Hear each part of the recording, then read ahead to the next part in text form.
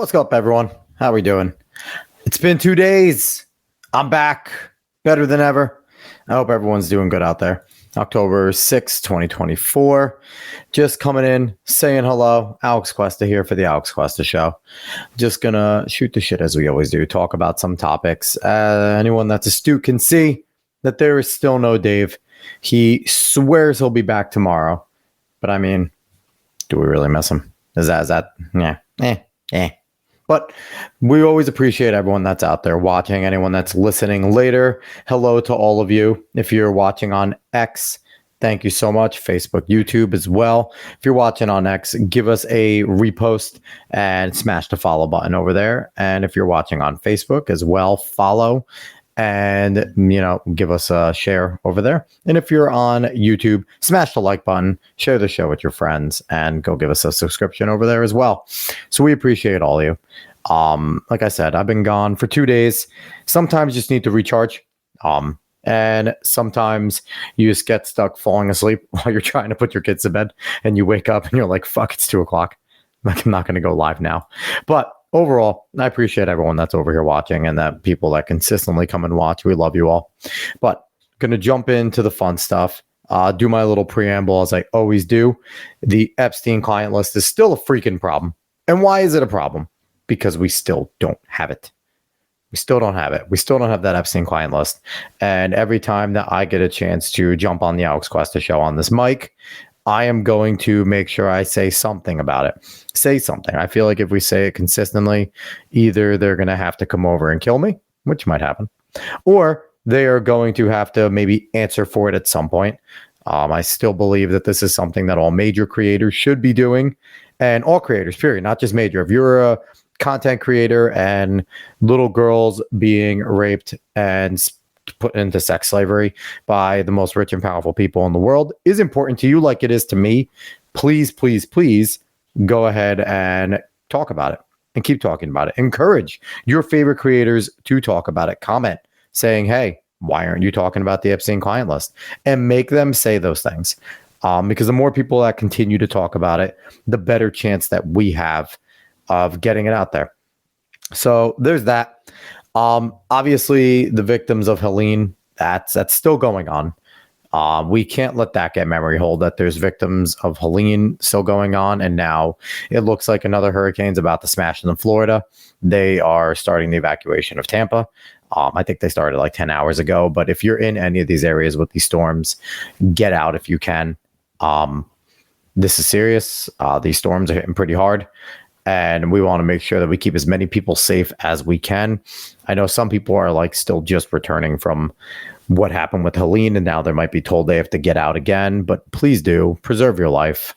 Everything else will come back in the end, but just preserve your life. That's the most important part here. So I'm calling, anyone that you can donate to. I have a family member over there. Yeah, by extension, she's out there on the ground. She lives in South Carolina, but she's over in North Carolina in Asheville, helping out, doing her part. I'm not saying that people have to go there, but donate somewhere. If you know anybody that's there helping and they have a way to donate, or they just send them money so they can buy supplies and help people out, because people have their cars fucking washed away. They have, they can't get places. So if you can help in that way, or if you have someone over there, someone over there, send them money so they can go leave a little further up, go somewhere, buy things, bring it back for people. That's big. Or if you have an organization, like I've said, I like mercury1.org. If you go on their website, you can donate to them, and they always do a good job with all these disasters. They helped with Lahaina over in Hawaii. They helped with East Palestine. And I'm pretty sure they're still there trying to help in both of those spots because our government doesn't give a fuck. We're not going to talk about the report because I don't have it. Maybe I'll look it up. But FEMA apparently spent like 1.6 billion on immigrants, on criminal aliens, not immigrants. Fuck that. Criminal aliens. They spent that much money giving them relief and help and things like that. And now they're saying, hey, we really don't have much reserve for the hurricane victims, for American citizens. And even if they aren't American citizens there, we don't have reserves for our fucking job, for what we're paying taxes for as Americans, for FEMA to come in and protect us after there are disasters. So I mean, maybe you need to start writing your local congressman or calling your local congressman and senator and say, hey, let's really look into FEMA. Is it useful anymore? Do we need FEMA anymore? Or can it get the fuck out of here? I think we need to have some serious considerations on whether or not FEMA needs to be a thing, as well as many of the government bodies. But FEMA, after especially their last few responses to things, have been terrible. They've been terrible. Maybe if Trump wins, he can revamp it and maybe make it better and stop letting it focus on equity and all this dumb DEI bullshit. And we can get them back to doing their job, which was helping the American people when disasters hit. That was the purpose of them. So I don't know.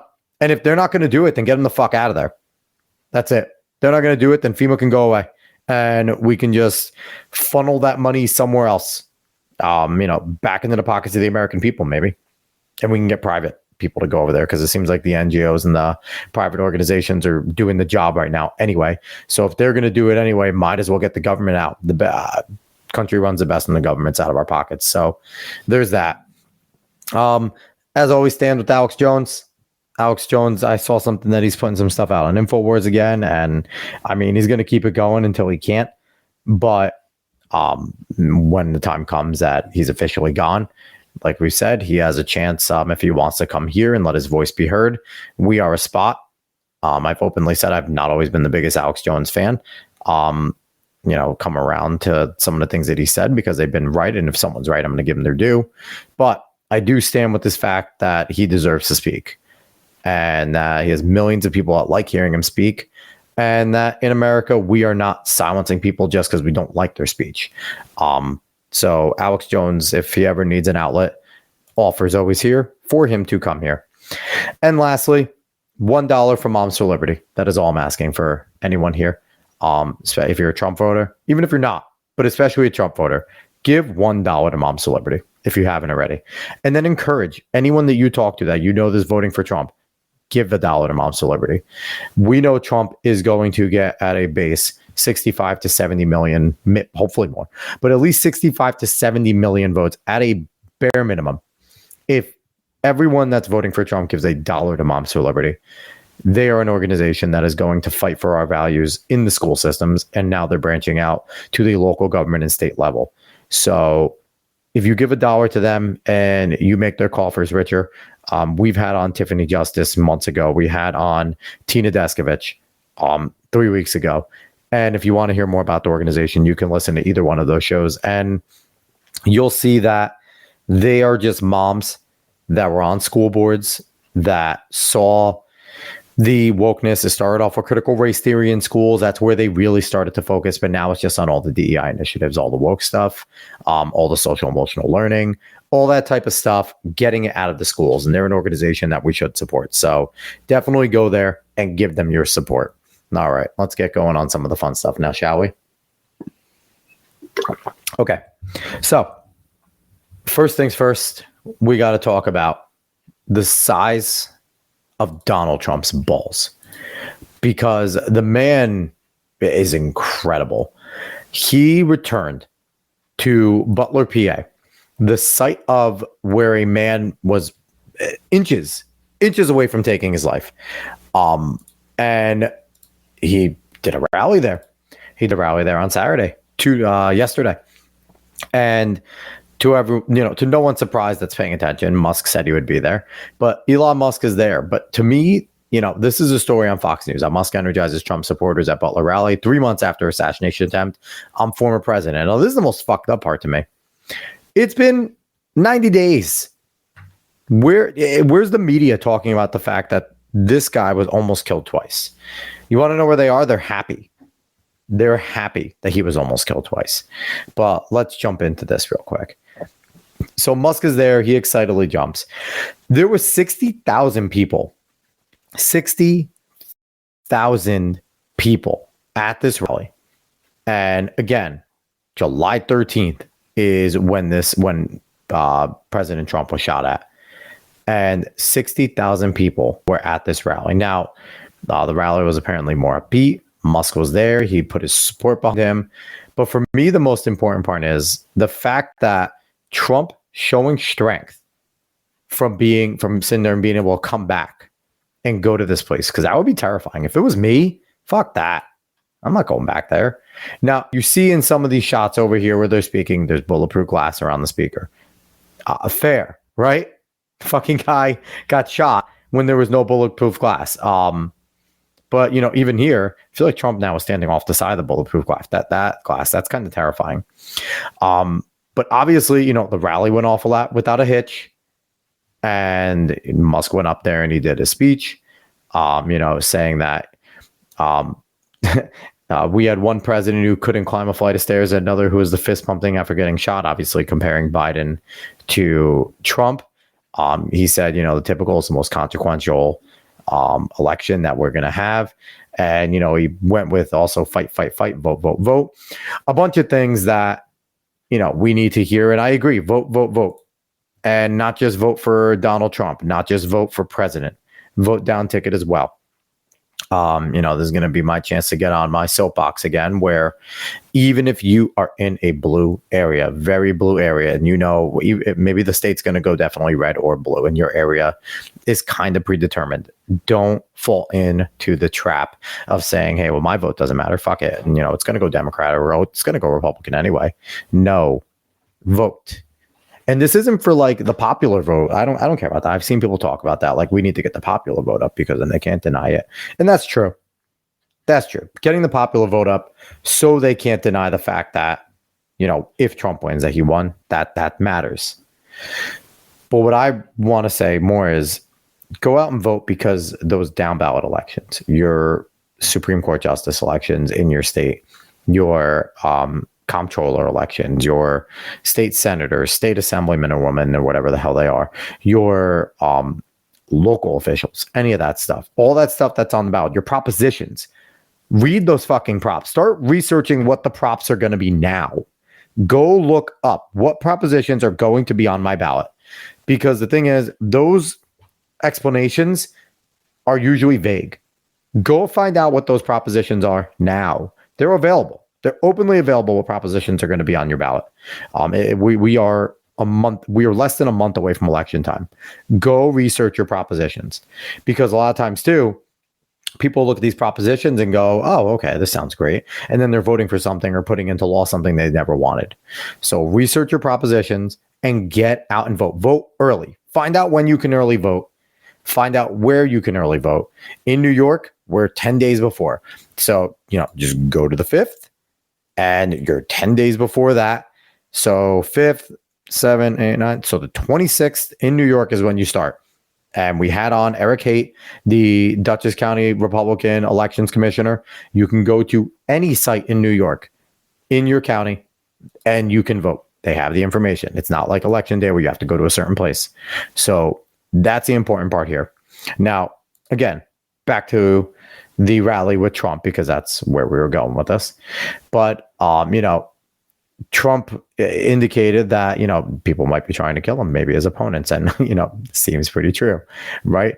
You know, Trump being Trump himself at the beginning brought up the chart that was up there before, right before he was shot, saying, I love that chart. I love that graph. Isn't it a beautiful thing?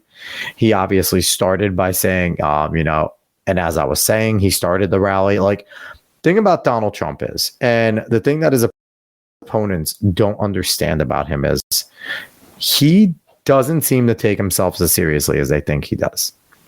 I think they believe, and they call him, he's an egotistical narcissist. He's this, he's that. And while he might be, sure, fuck yeah, he is. He's a business owner. He's a billionaire. He's trying to go for the most important position on the planet. Yes, you have to be a narcissist in order to go for these positions. Hell, you're pretty much a narcissist if you're going for federal government. And maybe if you don't start off as one, you become one. Because you sit there and you start getting your ass wiped by every single person around you there, because they all want to win your favor somehow. Your staffers are looking to move up at some point. They're not just going to stay your staffers, your interns. They want to become chiefs of staff. They want, because then when you become a chief of staff and you start to rise up the ranks, and maybe you're a chief of staff of a junior senator. Now you're a chief of staff of a, you know, you move into another more senior senator. And now you're the chief of staff of the minority or majority whip. And there's so many different positions, right? So these people are all trying to kiss each other's ass.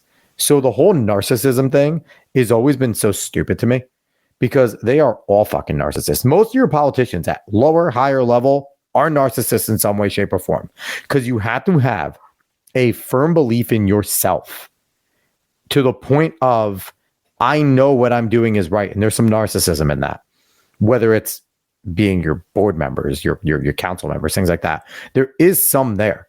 So I always thought it was such a stupid thing to be like, he's an egotistical narcissist. Of course he is. He's going for president.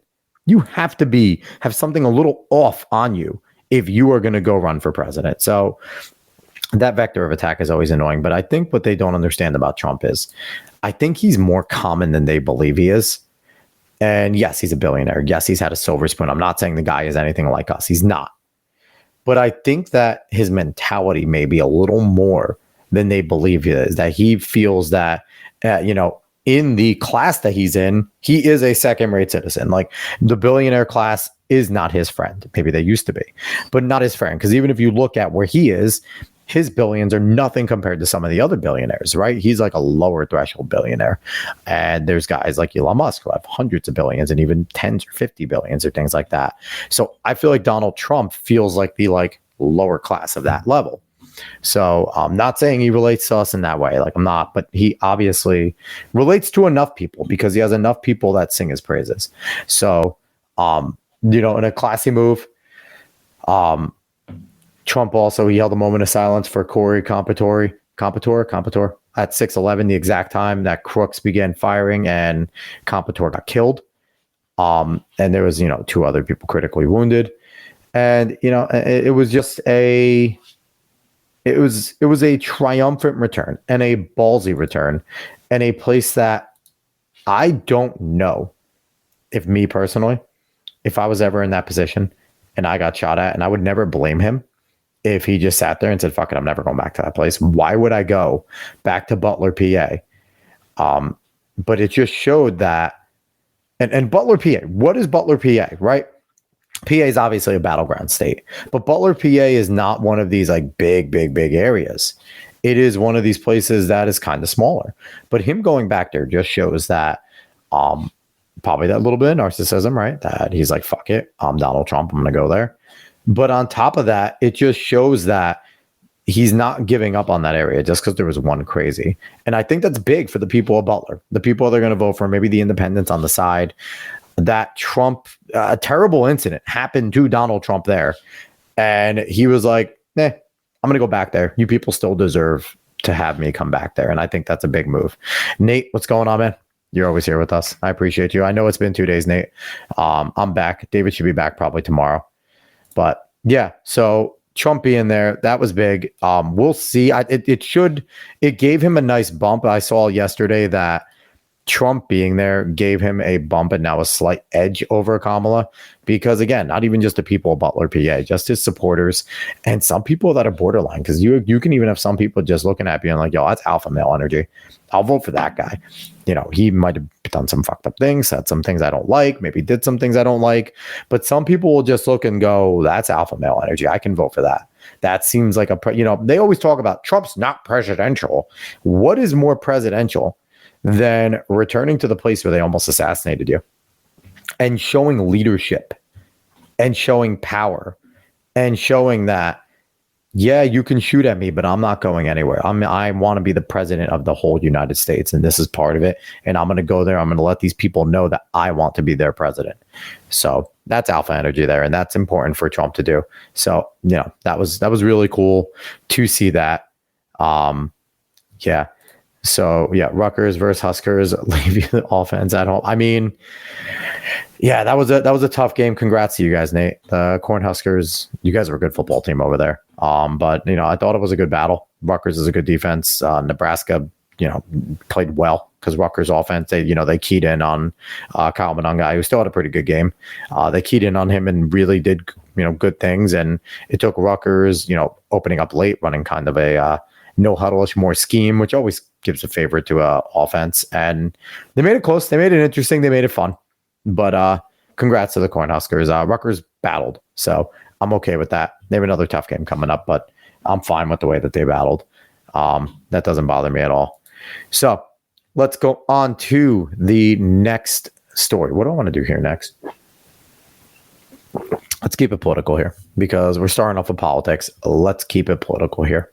Let's talk about Kamala, because Kamala is the one that's going up against President Trump.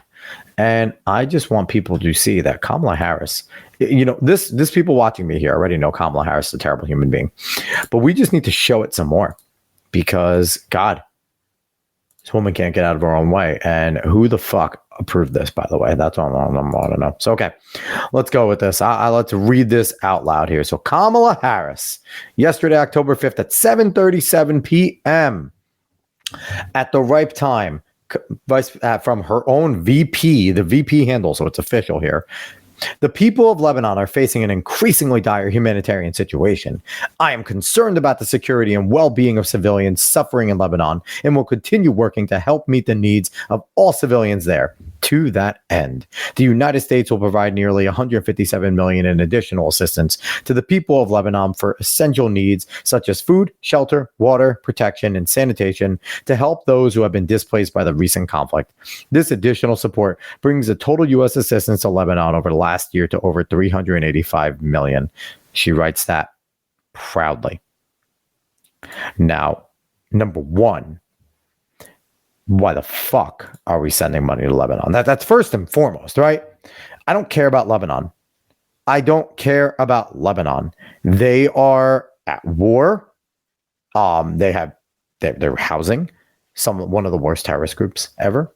So while I always feel for innocent people, it sucks for the innocent people, but we should not be going crazy sending all this money over there. We shouldn't. We should not. I've said in the past in the show, like, humanitarian aid's okay, but in the wake of what's going on in the United States, this is very ill-timed because I just want, riddle me this, people. What is going on right now in the United States? I think there's a bit of a tragedy occurring right now. Oh, yes. I talked about it in the fucking beginning. Hurricane Helene has fucked up places. It's particularly North Carolina with Asheville and parts of Florida, Georgia, things like that. And this individual, this fucking person, Kamala Harris, is happy that they're sending over $157 million of additional assistance over to Lebanon for what? Food, shelter, water, protection, and sanitation.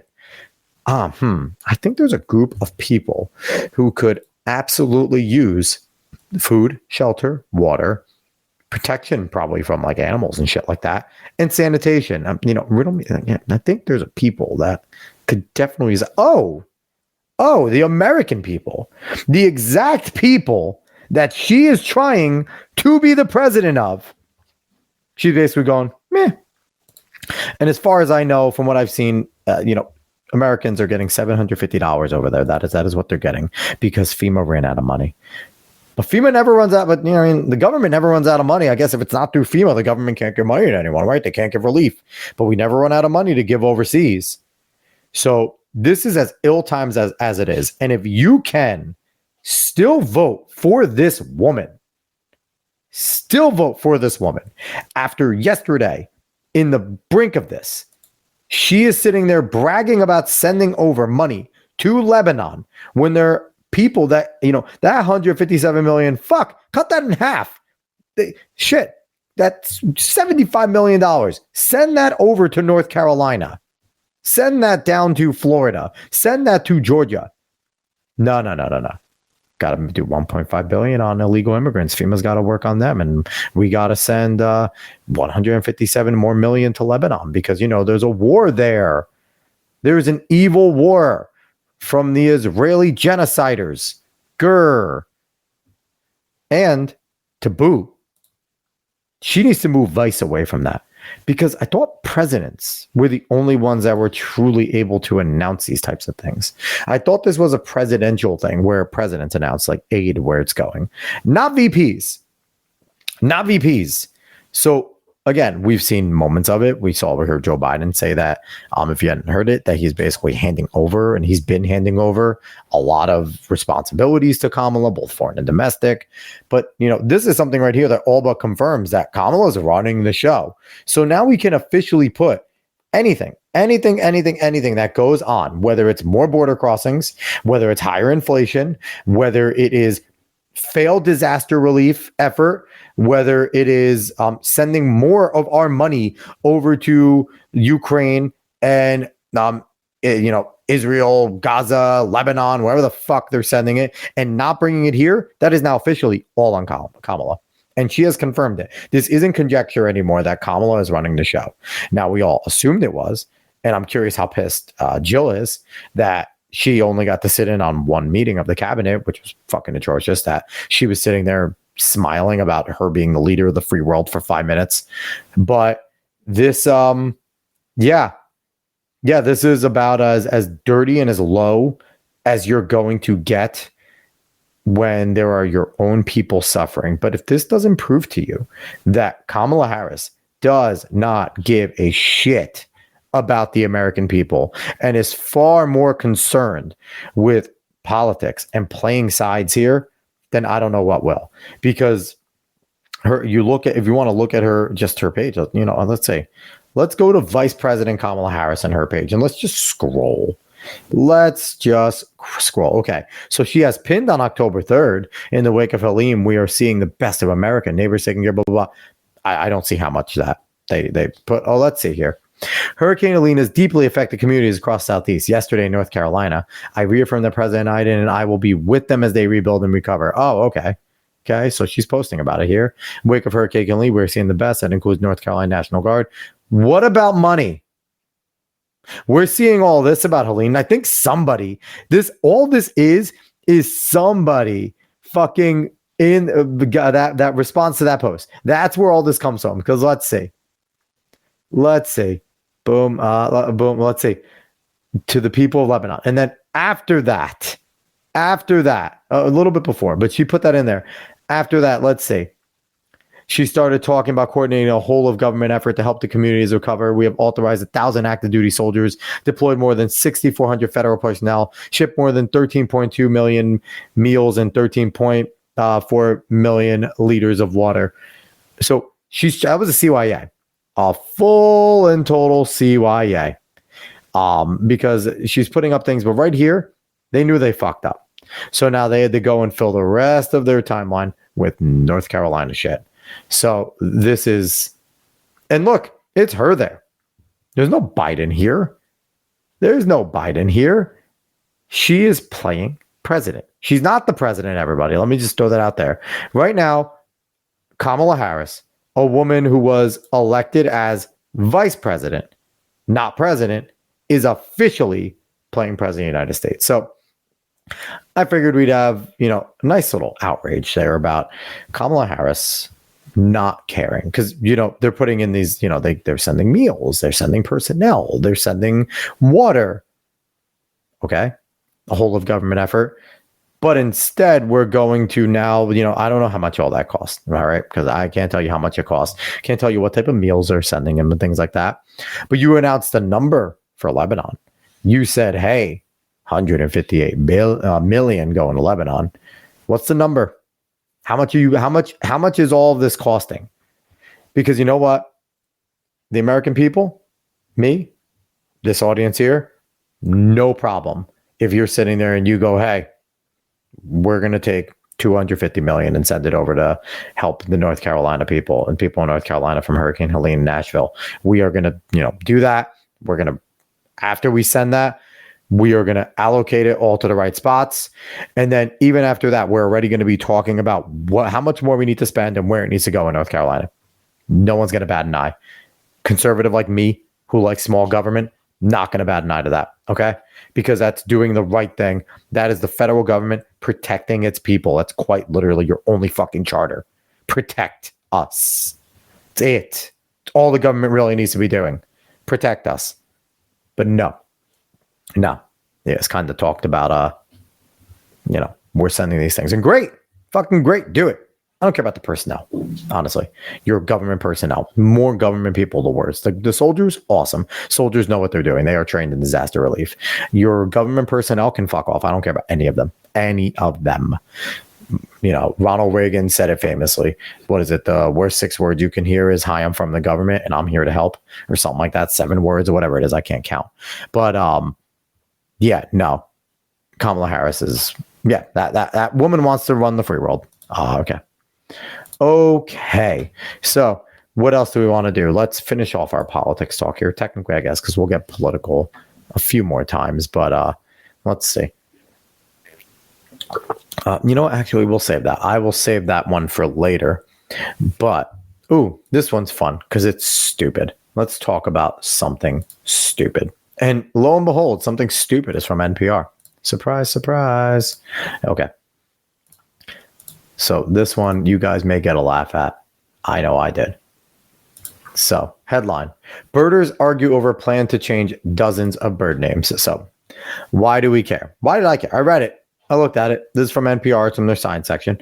Because I sat there, and from knowing what I know and being experienced with what I've been reading and shit like that about all the fucking DEI bullshit and things like that, something like this catches my eye. Because there's always some stupid fucking reason why they are doing this, okay? So, say goodbye to Bachman's sparrow, Scott's oriole, or Townsend's warbler. 3 birds among the half dozen get renamed, first under a plan by the American Ornithological Society to do away with common bird names that honor people. Okay, so they're going to do away with bird names. So here's the thing.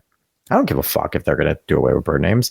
The bird names are kind of irrelevant to me. I don't give a shit about bird names. I just know basic birds. I don't know their actual, like, you know, statuses and shit like that.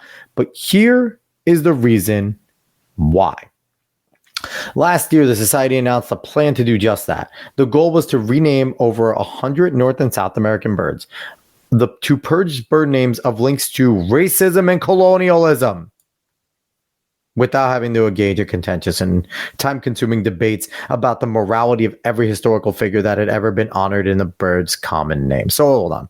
We can wholesale just delete everyone, even someone that may have discovered this bird and been harmless, because we don't want to debate on the merits of the person. So we're making a decision as a birding society that we're going to rename it on a whim because of some stupid fucking shit like links to racism and colonialism. Number one, colonialism is one of the main reasons why there are developed nations. Okay, so fuck all of you that are talking about colonialism, because yes, colonialism did bring some shit. Okay, but at the same time, it also forced countries to develop. Okay, it forced them to develop. They went from digging their own holes to take shits into bathrooms. Okay, they went from, you know, not having a good water system to run water. They had to, you know, boil all their water to getting a better functioning water system. There was a lot that colonialism did that is positive. Not all positive. Everything in history has a good and a bad. But to purge things of colonialism is such a leftist keyword at this point. And then to racism, everything's racism. Because if in the past, if we deem in 2024 that something in the past may or may not have been racist, oh boy, can't have that. I can't wait till these motherfuckers are judged in 30, 40 years, because they will be judged, and they will be judged hard. So apparently this pissed off birders and ornithologists. Opponents and proponents will be able to go to the society's annual meeting in Colorado. They have an annual meeting. That's okay. Which features a forum on Thursday to discuss the bird names. So Ken Kaufman is an author of field guides and fellow of the society. He said he's seen his fair share of bird controversies, but this controversy is in its own league. Something at this scale I don't think has ever happened before. He says the decision was put out there. There was a very strong reaction in some quarters, and so the initial decision might wind up being altered. So what do you know? Stupid fucking decisions might have people going against them. So here we go. This is where the stupidity of these people comes in. On May 25th, 2020, George Floyd was killed on the same day that a white woman called the police on Christian Cooper, a black man out birding in New York, heightening awareness of social justice issues in society more generally and in birding specifically. So let's go over both of those. Number one, George Floyd died of an overdose. And it's been proven that the I forget his name, the officer at this point, on the knee, on the shoulder, not on the neck, it was on the small of the back and on the shoulder, was not the cause of the man's death. Okay? We can all be honest about this now. George Floyd was fucking rolling and his heart stopped because he did a ton of fucking drugs and fentanyl in the system, okay? That is why he died. Did the stress probably help? No, but he was also resisting. If you watch the full fucking video, his girl's screaming at him to stop resisting. He is not doing, and there's a whole thing there. So if you want, there is the full video. You can go find it, okay? Derek Chauvin, that's his name. The guy's rotting in fucking prison for doing a textbook hold on a guy who was resistant and rolling in fucking drugs and probably was not feeling a goddamn thing at that point. The only bird that needs to change his name is the Philadelphia Eagles to the Philadelphia Smelly, Drunk, Flea, Riddled, Fentanyl Birds. That is aggressive, and I partially agree, even though I have nothing against Philly, to be quite honest, but that's just hilarious, Nate. I appreciate that comment.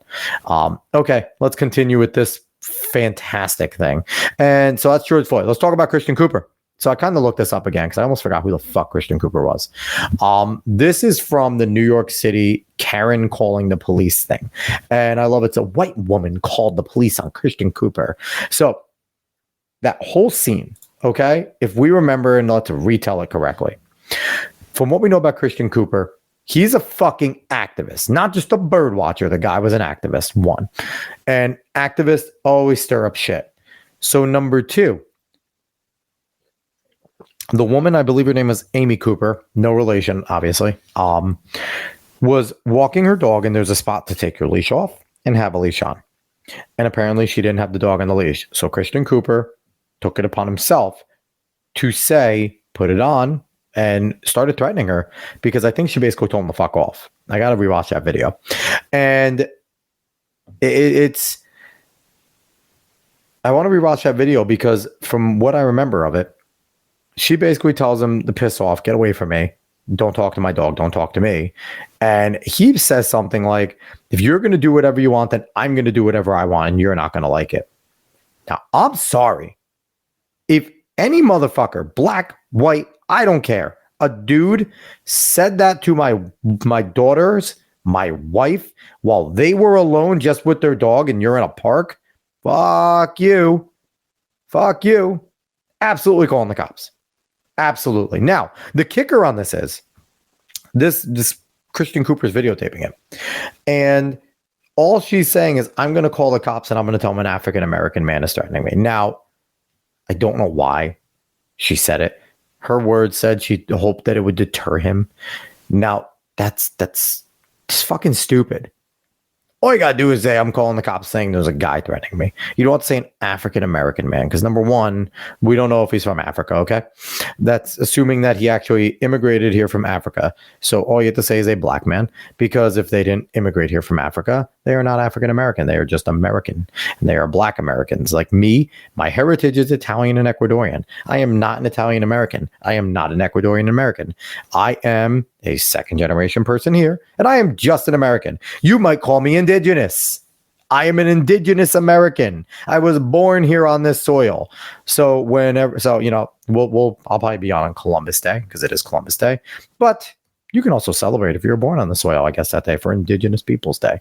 So, but anyway, that's in the future. That is future me next week. That will probably go on that fun rant. But anyway, so that is the long and short of both of those things. So they are making a decision based off of a guy that died of an OD. And Christian Cooper threatened a white woman and her dog. And then the white woman did say something fucking stupid, but he was out there threatening a woman. But that's okay. We're going to excuse that. We're going to excuse that one. So during that year, the society took action on a proposal to rename a bird that had previously been named after a high-ranking Confederate officer. McCown's longspur suddenly became a thick-billed longspur.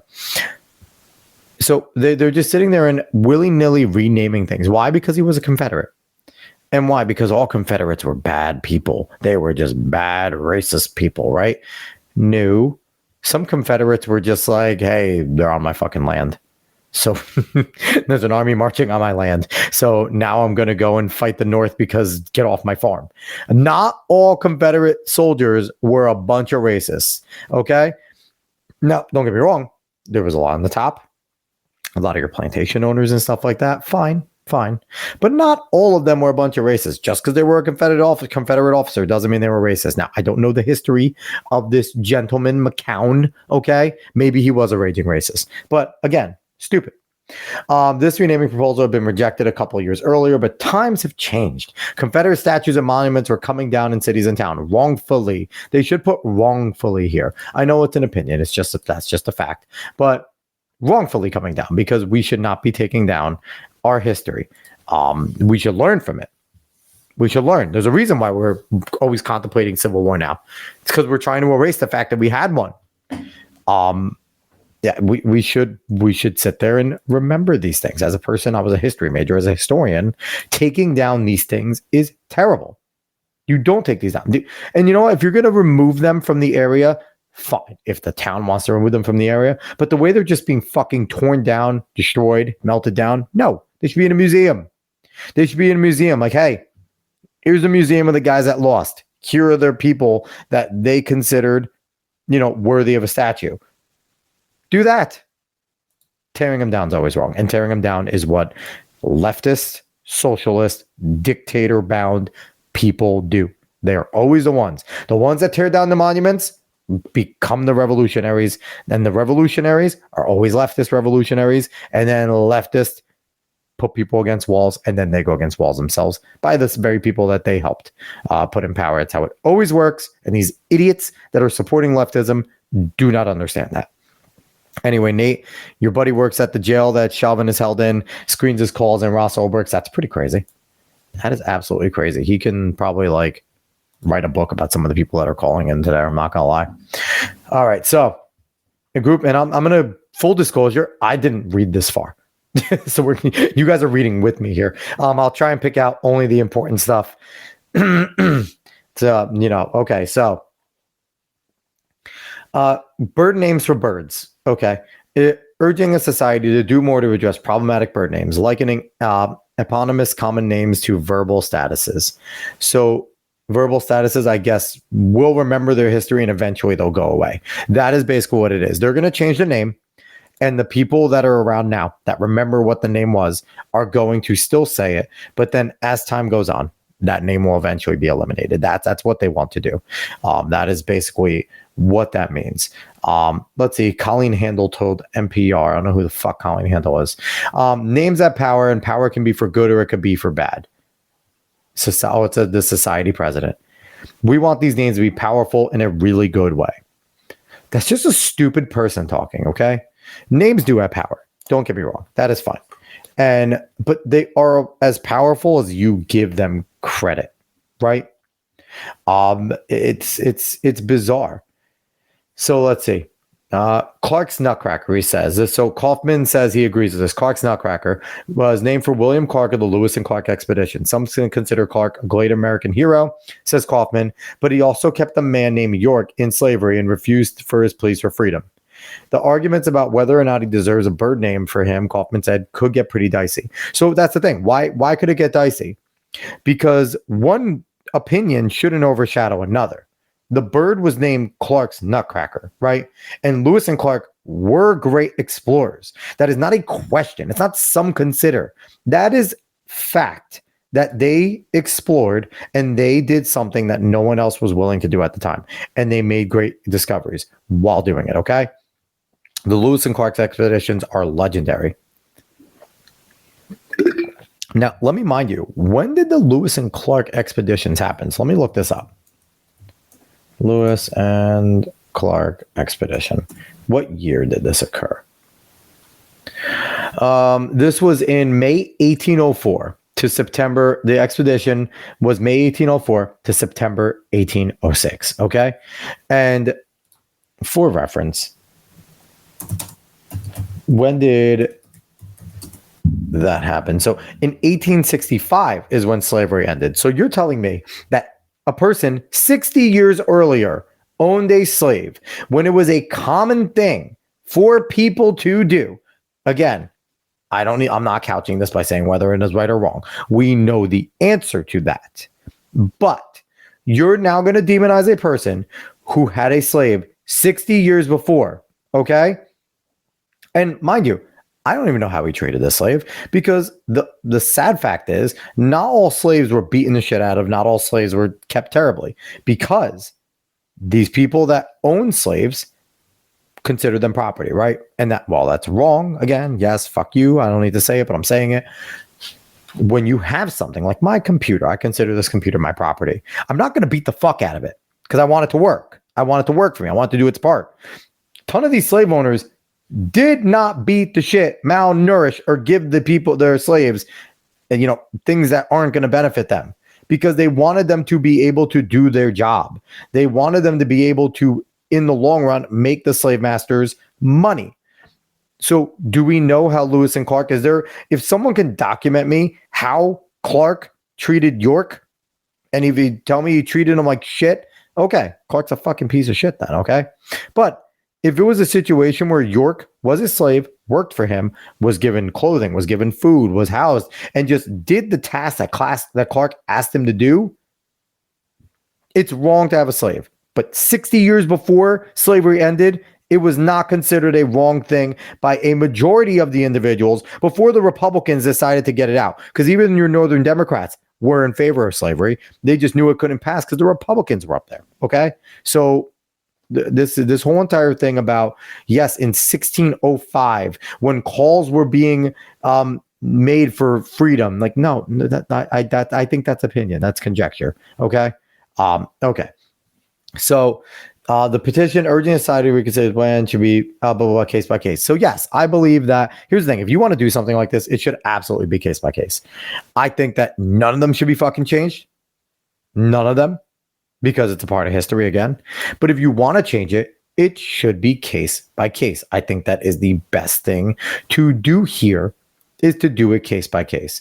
I'm not going to go through the rest of this. I think I've said my piece, but these people are fucking crazy. Now, is the naming of birds going to really affect us very much? No. But it is the overall process of the fact that this whole entire virus of wokeism is into everything, of DEI. It's into everything. And that's the problem. It's not about changing birds' names. I don't fucking know birds' names. I don't care about birds, okay? But the fact that this society deems it so important that we need to change these names. Because what the response you get is, well, if you don't care, if it doesn't bother you, then why do you care? If it doesn't bother them, why the fuck do they care? Why is the question never asked to them? It's always asked to the people that are rejecting it, right? The ones that are pushing against it, like us. But the question is never asked to the people that are changing the names. That why do they care? And they'll respond with, well, we're getting rid of racial things and colonialism and sexism and all the shit that they put into it. But then when we care and we say, hey, there's history here, good or bad, there's history. That's the name of the fucking bird. That's the name of X, Y, and Z. That's a monument. Then it's not affecting you. So why do you care? It's not affecting them either. It's not affecting them. The fact that there was racism 250 years ago and something was named after a guy that existed, in 1806. Okay? That's not, that shouldn't bother you either. So it's absolutely wild. So that's my case there about that nonsense with birders arguing over names. But all right, let's go to some more fun stuff. Oh, speaking of changing of things, this one I found was interesting here, because we need to be on the lookout for when and why things get changed. Okay. The bird thing flows perfectly into this, because this title right here, and I think this has to do with like Iowa, but that's okay, because this is going to affect us all over here. So this article titled, Why You Will No Longer See Wind Chill Warnings This Winter, from News Nation over here. This is, Des Moines, Iowa. So, starting this year, the weather alerts used to express the danger of cold air will change. The terms wind chill watch and wind chill warning will not be used anymore, the National Weather Service has said. Starting in 2024 and 2025 weather season, the agency will be replaced with different ways to describe dangerous cold conditions. So, okay, right from there. They are changing wind chill warning and wind chill watch, right? Wind chill watch is the lesser of the two. Wind chill warning, obviously, is the worst. Okay. Now, them changing it on its face is not necessarily a bad thing. Maybe they found better ways to describe it that are going to make it more accurate, right? Let's see how they want to change it. Cold weather spells that pose serious risks can now trigger 3 possible advisories. So we go from 2 to 3. Okay. A cold weather advisory. Okay, that's normal. It's advisory. Advise it's fucking cold outside. Don't be stupid. Those are the ones that get my eye. An extreme cold watch or an extreme cold warning. The new language will allow the NWS and National Weather Service to communicate that cold is dangerous with or without wind. Okay. Let's talk here, okay? The reason why, okay, with or without wind, cold is dangerous, fine. The reason why wind is there is because when wind is added to a cold day, if anyone's ever been outside, right? If you go outside and it's just cold, like it's near zero, yeah, it's fucking cold. But if you have some jacket on, you have good pants, you could probably wander around and meander around for a good amount of time and not really care. Just go do things, right? It's cold, it sucks, but you're in your winter coat. You maybe got some winter pants on or whatever, some boots, got a hat on. You're good. You can do things. You got gloves on. You're fine. You can go and move around, do what you got to do. It sucks, but you can do what you got to do. But when wind is added, and this is wind, okay, when it's 30 degrees, 40 degrees, and you add a cold wind, that now becomes shitty. Wind sucks, okay? Especially with cold weather and even with hot weather. When it's super hot and it's windy, wind sucks. Wind does not make much better, okay? Wind is not a good thing with a lot of these, when it gets to the extremes. So the reason why they were saying wind chill watch and wind chill warning is because when you're outside and it's cold and there's wind added, it sucks. Now, granted, I'm okay with them saying, when it's cold, we just want to warn people. But what I am going to highlight here is the word extreme with both of these, okay? And here's why. Because what have we been hearing from all of the people on the left that are telling us that global warming, global cooling, climate change, existential crisis, right? That extreme weather is getting worse. It's extreme weather. This is weather we've never seen before, which is always categorically false. Always categorically false. That when you look back in history more than like 50 years or 20 years, which is usually the time frames they choose, they'll say this is the worst since 1994, the worst since 1975, the worst since blah, blah, blah, which you'll always acknowledge that there is something worse, but they put that there. They say the worst since because they know that the common person does not read since blah, blah, blah. They just read the worst. So by adding extreme to these warnings, it now gives them the ability to consistently say, we're dealing with extreme weather. This is extreme. This is the product of climate change. Everything is extreme. You see how many times we've had extreme wind chill warnings and extreme cold warnings and extreme cold watches. This is just unprecedented how often we've had to say this, blah, blah, blah, blah, blah. That is what we're going to get from this. Because these are not people that are working in good faith. These are people that are trying to push an agenda. So now they change the wording so that now when they're starting to say that we're going to get a bad winter storm, right? And they're going to now talk about the unprecedented level of this winter storm, how we are dealing with extreme cold watches and extreme cold warnings at an unprecedented level. Of course we are. We never called them extreme before this. We just called them wind chill warnings.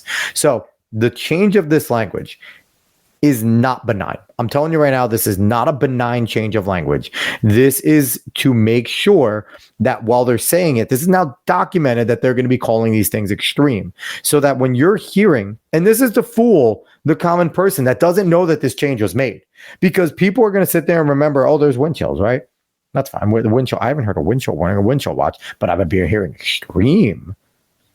cold warnings and extreme cold watches. This is worse, right? It's got to be worse when really they're just synonyms for that thing. So let's read the specifics here.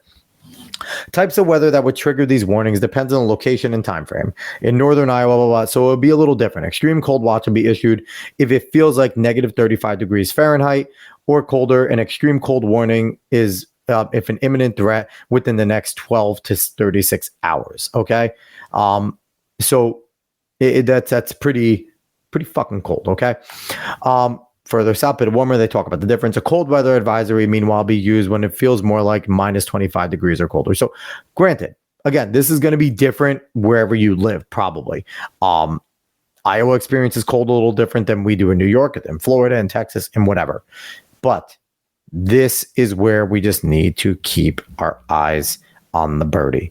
This is where we need to make sure that we're not letting them do these sleight of hand and just change these words and then not know about them. Because, squalls are fake. Okay. I'm throwing that out there. I don't know if squalls have always existed, but me growing up in my 35 years of life, I just started to fucking hear about snow squalls the last 5 years. Okay. Before that, snow squalls weren't a thing. And I don't know if I just never was paying attention, but snow squalls didn't exist. And for me, that seems like one of those things that the Weather Service has added. That, again, maybe that helps them categorize something a little more. But then they just started saying it like it was a thing. And they're going to do it here. They're going to stop saying wind chill warning. They're going to stop saying wind chill watch. They are going to stop saying those things. They're not going to give a preamble either. There's going to be no warning and saying, hey, we used to say wind chill watch and wind chill warning, but now I really would like for you to look at for cold weather advisory and also for extreme cold warning and extreme cold watch. And here's what to know about all of them. No, they're not going to fucking do that. They're just going to start saying these things and they're going to make it sound so much worse than it is. So be on the lookout for that. And then when, if you got that information from here, next time you hear a buddy when it's cold, because the winter is coming, right? Thank you, Starks. Thank you, Game of Thrones. But we're October 6th. We could see the shift. It's starting to get colder. It's colder every morning, getting darker earlier again. The temperatures aren't as high. We are going to start hearing these things come December, come January, February. We are going to hear it. They made the announcement now. And, this is on News Nation. They really didn't make an announcement. Unless you watch the Weather Channel, they might have said something there that they're changing the wording. But most people don't pay attention. So if you're here and you're paying attention, that is important that you know that wording matters. It absolutely matters. And you need to be on the lookout for when things like this change because it is a big deal. All right. So where do I want to go from here? We talked about changing of words. Let's have fun. And by have fun, I mean hate our government even more. Let's talk about the surveillance state. Because the surveillance state is something that we're always warned about, right? It is a big deal for a lot of people who are considered on the conspiracy right, right? We're all the conspiracy right because we believe that they're watching us and they're monitoring us. And we know they are. I know my little Google Pixel here is, yeah, you like my sticker? My daughter threw a sticker on it. It's adorable, isn't it? Fucking say it's adorable. It's adorable. Anyway, my Pixel here with Amazon on it and everything, it's listening. This microphone that I'm talking through into this computer, it's going out to somewhere, to someone, everything, right? We know this. They know who's saying what already. But this is just jamming it home now that they are, we're always told they're not creating a database. No one's creating a database on you. You're just fucking paranoid. You're not important. Okay. Ho, what up, Wired.com? Let's read this. License plate readers are creating a US-wide database of more than just cars. What a shocker that if you are driving around with cameras, you're not just doing what you're asked to do. So let's see the secondary byline here. From Trump campaign signs to Planned Parenthood bumper stickers, license plate readers around the U.S. are creating searchable databases that reveal Americans' political leanings and more. Great. Awesome. So if you thought that at least you had some sort of safety, that at least if you want to just go put a sign up, it would just be seen by your neighbors and they would hate you or not hate you, right? Or if, just the little things like you want to wear a shirt, fuck it, you're cool, right? People will see you, but it's a personal thing. No, now you're in a database officially.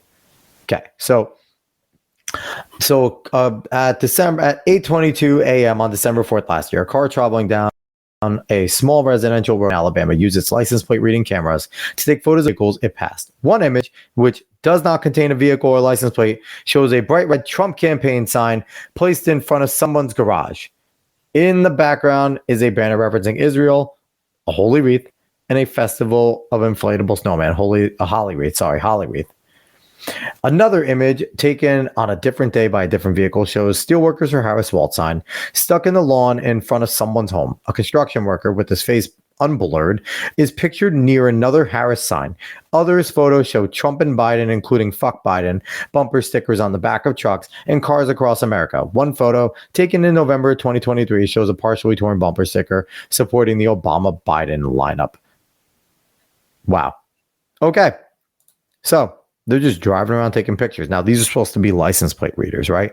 License plate readers are driving around taking pictures of political things. Now, why would they do this? Okay, let's find out. Where are they getting access to this, right? The detailed photographs all surface in search results produced by the systems of DRN Data, a license plate recognition, LPR, company owned by Motorola Solutions. You might recognize them as Motorola. That same company that made phones. Hello, Moto. The LPR system can be used by private investigators, repossession agents, and insurance companies. A related Motorola business called Vigilant gives cops access to the same LPR data. So if you are cops know your political allegiance if you're putting it out there, and not say if it's on your car, if it is on your property, which is fucking crazy. That's all my property, but it's on my home property. They know exactly who you support. And again, you got PIs that know this shit, repo agents, insurance companies. Insurance companies are getting exposed to your political leanings. Now, how could that be bad? How could major big business, which has been running under a DEI initiative and an ESG initiative, knowing where you lean, how could that be bad? I wonder. I fucking wonder. Let's keep going here. Files shared with Wired artist Julia Weiss, who is documenting restricted databases as part of her work, show how those with access to the LPR system can search for common phrases or names, such as those of politicians, and be served with photographs where the search term is present, even if it is not displayed on license plates. So this is where it's concerning. Because here's the thing. If they're taking a picture of a plate, and maybe it's a Trump sticker next to it, it's a Biden-Harris sticker, Planned Parenthood, whatever the fuck you want to support, right? The coexist ones. If it's just in there, it's a wide scrot, and that's what it is, that's fine. I think license plate readers are fucking terrible to begin with. I don't think they should be legal, that you're taking pictures of my fucking license plate and sending and selling it third party. That is a complete violation of our privacy, and that should be made illegal completely and totally, 100%. That should not be allowed. But on top of that, since it is allowed right now, the fact that they are taking pictures of things that aren't having anything to do with the license plate is crazy. So, a search results of license plates in Delaware vehicles with the text Trump returned more than 150 images showing people's homes and bumper stickers. Each search result includes date, time, and exact location of where the photograph is taken. So they know where you live. They know where you live doing this. So she searched a few more words and got a bunch of different things. So in LPR, the LPR technology says it's collected billions of images of license plates. They also research also shows how people's personal political views in their homes can be recorded into vast databases and be queried. This is terrifying. This is terrifying. Now, we know surveillance is happening, right? We know we have the CCR TV things. They talk about it in here that are taking pictures of all of us all the fucking time. And we get it. There's only so much we can fight. We need to be better about fighting this shit but there's so much going on. And this is why, too. The election year, all this stuff, all these left-right battles that we're fighting. And we're just letting the government, and now this is private manufacturers as well, just keep on doing this shit. Focusing on the things we should be focusing on, not being surveilled, protecting our First Amendment, Second Amendment, Third Amendment, all of our Bill of Rights, right? To sit there and have, this battled witch. Jay Stanley, who's a senior policy analyst at the American Civil Liberties Union, it really reveals the extent in which surveillance is happening on a mass scale in the quiet streets of America. That surveillance is not limited to just license plates, but also to a lot of personal, potentially very revealing information about people. Let's see. So billions of photos. So license plate recognition broadly work by first capturing an image of a vehicle. Then they use an optical character recognition, OCR technology, to identify and extract the text from the vehicle's license plate with the capture image. Motorola-owned DRN sells multiple license plate recognition cameras, a fixed camera that can be placed near roads, identify a vehicle's make and model, and capture images of the vehicle traveling up 150 miles, a quick deploy camera that can be attached to buildings and monitor vehicles at properties, and mobile cameras that can be placed on dashboards or mounted on vehicles and capture images while they were driven around. So the only one that I don't care about, the quick deploy one, because attached to buildings, monitor vehicles at properties, that's fine. Private property, you want to know who's coming in and out? Cool. Fuck the one that can be placed near roads and identify make and models there. No, I don't like that. And the ones that could be on the dashboards. Don't like any of those. DRN has amassed more than 15 billion vehicle sightings across the U.S. And it claims in its marketing materials that it amasses more than 250 million sightings per month. Its commercial database are shared with police in its Vigilance system, but images captured by law enforcement are not shared back into the wider database. So we don't know what the cops are keeping. We don't know what the cops know about us. We don't know what the cops are seeing. So this is crazy. This is craziness. And this is something that I'm happy Wired has blown the whistle on this. And Weiss, Julia Weiss has done the work to get in here. In 2022, she became a certified PI in New York State. She unlocked the access to the vast array of surveillance software to PIs. Weiss could access DRN's analytic system, DRN sites, as part of the package through investigations company IRB Research. After Weiss published an op-ed detailing her work, they conducted an audit of her account and discontinued it. So when they found out that she was just in there to do investigative journalism, they discontinued it. So it's just, reading through more of this and stuff like that, it is craziness that they are allowing this to go on. And this is something that, again, if this is important to you, what you're hearing that I'm saying right now is important to you, these are the type of issues that you need to go to your congressman, that you need to go to your senator, and not just federal. You need to go to your state level. You need to go, if you have a county level like we do here in New York, go to your county level. If you're a local level, everyone needs to know about this, because maybe the federal level goes, yeah, fuck off. We got bigger fish to fry. Okay. Maybe the state level goes, not enough people are complaining about this. It's not a crazy thing. But when you go to your localish level, your more local levels, they might be the ones that start to look into this. And then those people also are friends with those that are in the bigger areas. Okay. So it's not a frivolous thing to do. So I want to make sure that people know that this is not something frivolous. So absolutely go ahead and do these types of things. If this is important to you, what I'm saying is important to you, go and complain. Make complaints. Make your voice heard. So again, she talks about how things are misused. Weiss, confidential information was misused by police officers and things like that. They go on to demonize police officers a little bit here. They talk about how blah, blah, blah. They should be able to filter out images, like similar to what I said. The DRN president, Jeremiah Wheeler, license plate recognition technology supports public safety, which, what the fuck does public safety mean? And community services, from helping to find abducted children and stolen vehicles to automating toll collection and lowering insurance premiums by mitigating insurance fraud. So they are basically saying, we are spying on you to keep you safe. That is the famous last words of every totalitarian government, right? But this is coming from a private company. But we are spying on you to keep you safe. Fuck you, DRN and Jeremiah Wheeler.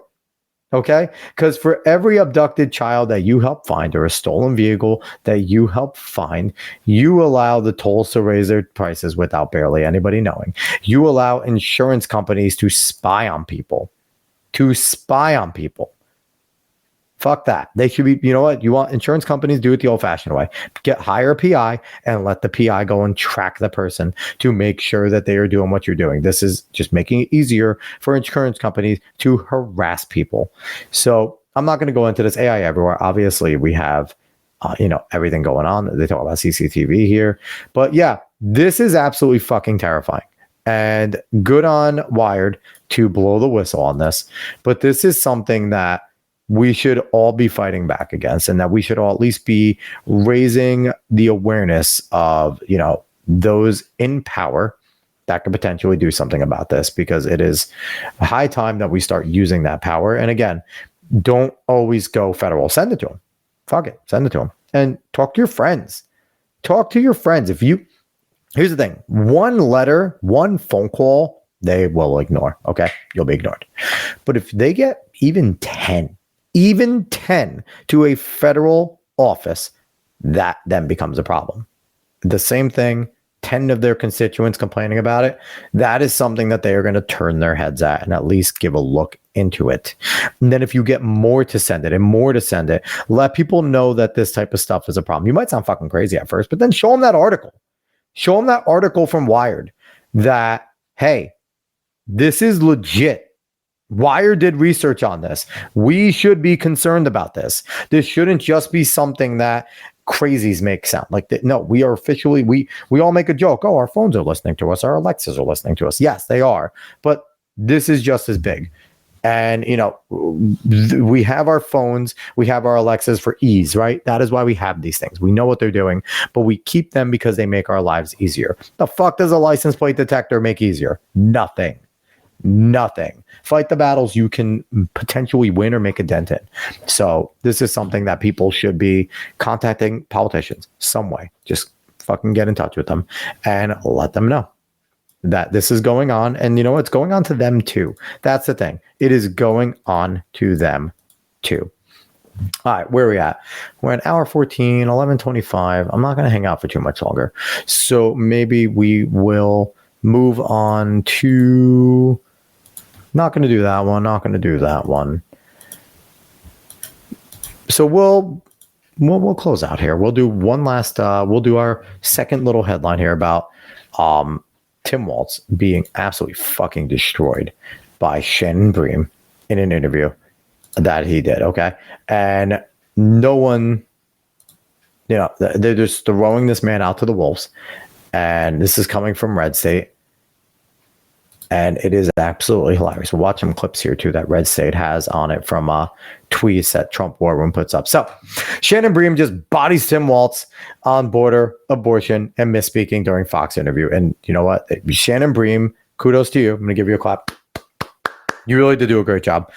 It's a toss-up that any journalist worth their salt would at least do. But at least Shannon Bream does her job here. So right here, we're going to look at some of the Trump War Room stuff. Again, the Democrats have to be worried because they're finally having Kamala Harris and Tim Walz do more interviews, although they're still largely with friendly outlets. The only one that wasn't an easy interview that Walz did on Fox News Sunday with Shannon Bream, who actually asked some real questions.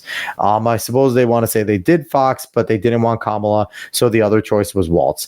And yeah, he didn't. He did a lot of no answers. So this is, the typical one. I'm not going to play this one because this one is, a whole lot of nothing. But they show the plans on how more Americans feel that Harris is going to affect them negatively with her plan, and that Trump is going to affect them positively. And Walz gives a bullshit answer, and then he ends up, we have a middle class agenda. So here we go. This is a good one right here, because this is Shannon Bream schooling them on what a tariff is, okay? And I want everyone to listen to again, Shannon Bream, I give her credit. She kind of masterclass, but Tim Walz is also fucking retarded, so it's not hard to get him on things. But let's listen in here. We're seeing economists talk about Donald Trump's proposal to add a 20% sales tax will cost $4,000. Okay. That's everybody. That's not me saying it. And just to note, that is a tariff, which, by the way, this administration not only kept most of the Trump tariffs, but they added their own as well. So that's got to be part of the conversation.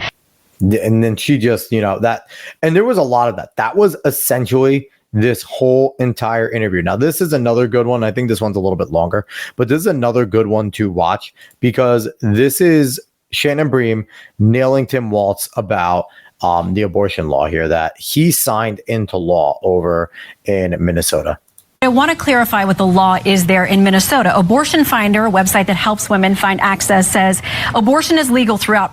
And by the way, it's their right to have abortion finder, but fuck them. That is gross. Pregnancy in Minnesota, there is no ban or limit on abortion in Minnesota based on how far along in a pregnancy you are. You signed the bill that makes it legal through all 9 months. Is that a position you think Democrats should advocate for nationally?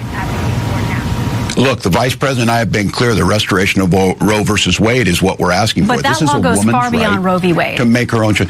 The law is very clear. It does not change that. That was been debunked on every occasion. But wait. Let's agree. What you signed is there's not a single limit through 9 months of pregnancy. Roe had a trimester framework that did have limits through the pregnancy.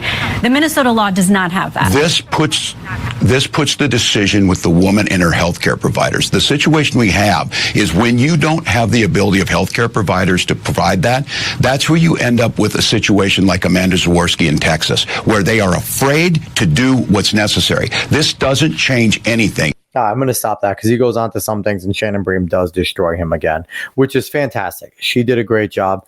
Maybe we'll watch another clip or two because I don't want to watch a ton. Yeah, so it lied about the debate, the fact that it does remove requirements. They put up a graphic saying about how it removed the requirements. And again, he doesn't defend anything. Okay.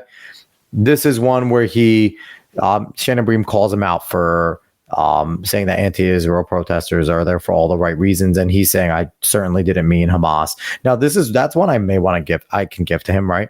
Because yes, he was trying to both side it, but that's similar to when they clip Trump saying very fine people on both sides.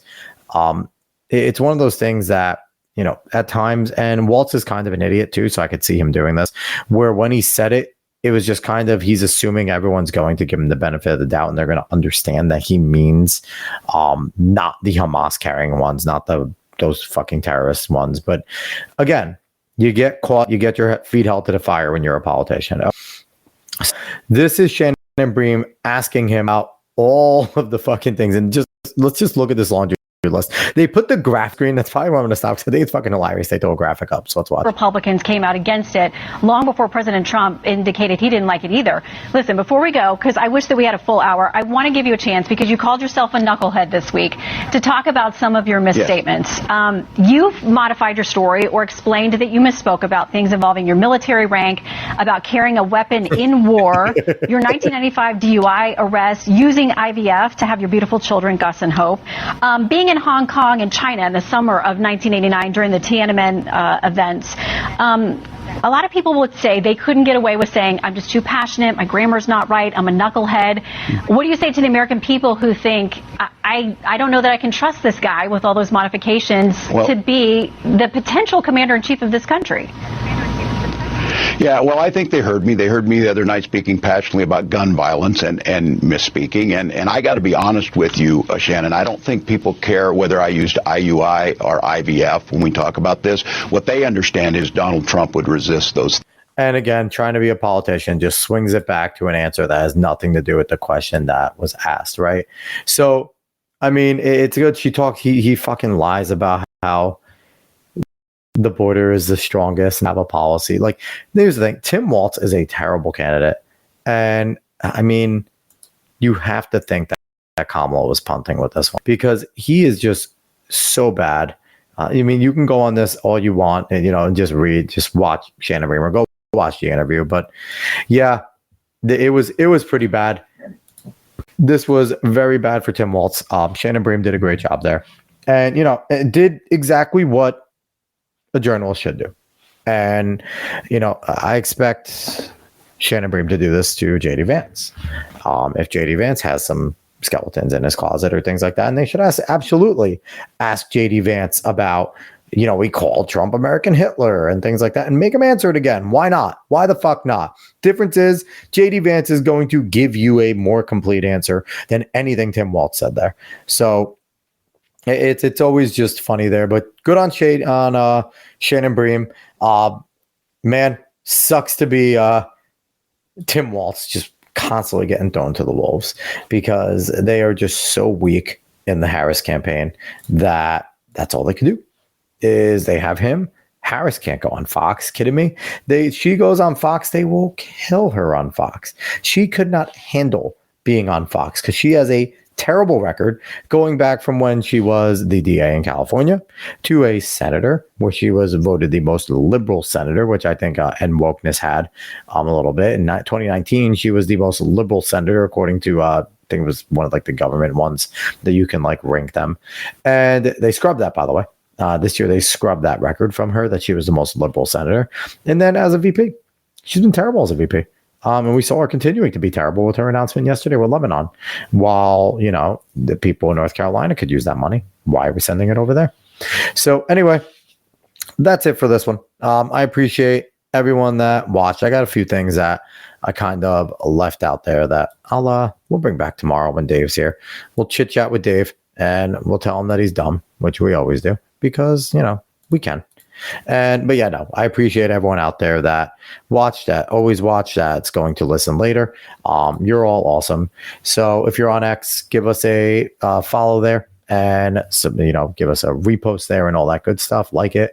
If you're on Facebook, give us a follow, share, all that good stuff. If you are on YouTube, give us a subscription and give us a thumbs up.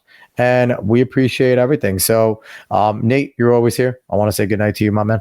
And to everyone else, I want to say good night.